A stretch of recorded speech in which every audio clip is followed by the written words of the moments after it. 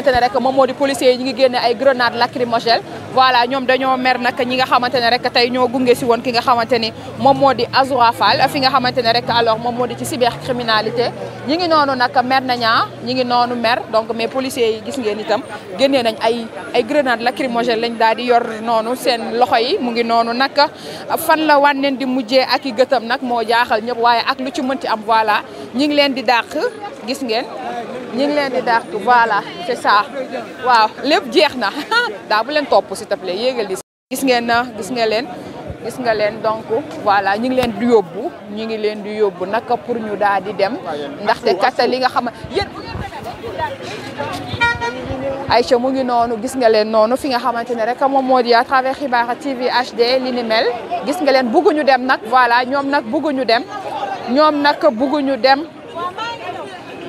nag bëgguñu dem dégg ngeen na mi ngi dem Diallo ngi noonu Diallo bu primature mi ngi noonu di wax ak ñi nga xamante ne rek alors moom moo di way takk der yi gis nga leen noonu mu nekk nag lu doy waar loo xamante ne rek moom lañ fi am waaye loolu lañ ci mën a retenir à travers internet yi nga xamante ne rek ñoom ñoo ñuy suivre ci suñuy plateforme fu ñu mënti nekk rek ñu ngi leen di buubaale rek pour rek ñoom ñu daal di dem ci li nga xamante ne rek moo jëm ci li ni mel mu nekk nag lu am solo ci li nga xamante ne rek moom moo xew ci li ni mel à travers li nga xamante ne rek moom moo di Xibaar TV HD gis nga leen noonu policiers yi nag ñu ngi leen di dàq ñoom bëgguñu dem am na ñoo xamante ne ña ngay jooyoo waaye gis ngeen li nga xamante ne moo di décision finale bi dañ ko daal di placer en garde à vue mu nekk nag loo xamante ne à travers Xibaar TV HD ngeen gis actualité fa gis nga leen nee nañ ne ñëpp dem loolu lañ fi daal di recueillir comme noonu uniquement rek pour tas li nga xam ne rek moom moo di foule bi mu nekk donc là on va essayer de prendre des réactions pourquoi pas en tout cas déception la si ñoom parce que mbir mi daf leen bett parce que ñoom ñëpp ko ci doon wax ñoom jàpp nañ ni ñoom dañu leen a tooñ moo tax nag dañuy jéem a jël ñoom ñu ngi ne leen nañ dem Aïcha nañ dem ñoom dañoo wax n'est-ce pas Aïcha yéen a ngi leen di dégg noonu ñoom dañoo mer ndaxte bëgguñu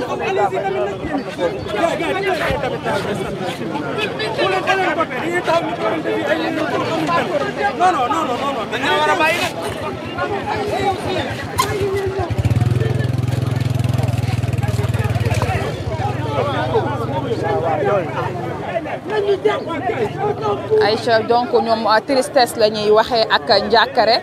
alors ñoom nag fi ñuy waxee rek moom moo di garde à vue bi nga xamante ne rek def nañ ko ci ki nga xamante ne moo di Azoura gënalu leen amuñu lu leen gënal mu nekk nag lu xaddim lu jégg dayo loo xamante voilà mu ngi noonu Aïcha mu ngi noonu rek ci li nga xamante ne rek moom moo jëm ci bile jotaay bu am solo dañoo mer nag nee nañ bëgguñu ku leen filmer waaye teewul rek suñu liggéey la ñuy def non bu leen sax wax def leen seen liggéey Aïcha mu ngi noonu ñoom nag dañoo daal di mer ba futtu waaye gis ngeen ak lu ci mënti am rek gis nga ak lu ci mënti am à travers Xibaar TV HD rek gis ngeen li moo xew fi nga xamante ni moom moo di ci cybercriminalité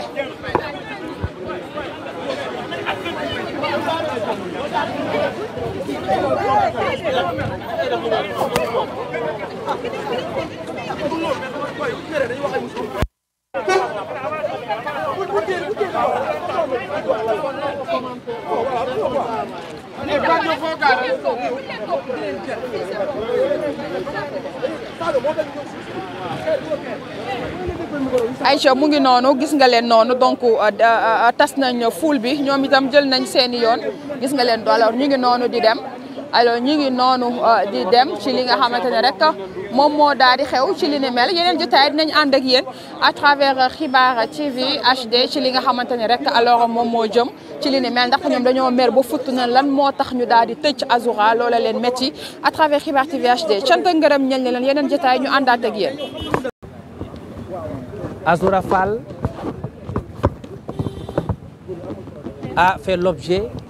d'une détention qui a duré 1 an et à peu près 2 mois pour une cause qui a été injustifiée et effacée aujourd'hui par une loi d'amnistie. Dans le cadre de cette loi d'amnistie, il était question de prendre en charge les droits des victimes. Et Azoura Fall est l'une des victimes de la répression du régime de Macky Sall.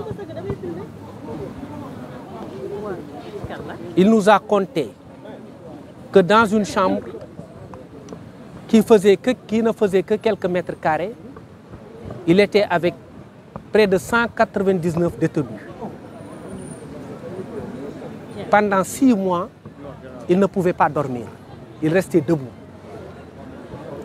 Ce qui lui a causé des problèmes de santé et des problèmes pulmonaires. Il a dit que c'est après qu'il avait été interné à l'infirmerie. Et ce manque de sommeil a causé du point de vue de santé des dégâts irréversibles. Après, comme vous l'avez vu, lorsqu'il est sorti de prison, il est resté pendant très longtemps sur des béquilles. Et c'est ce garçon-là qui aujourd'hui a insulté ses bourreaux, qui a été retenu simplement parce qu'il avait quelque chose dans le cœur qu'il devait sortir. De plus en plus, on est en train de nous interroger sur des conséquences d'un acte,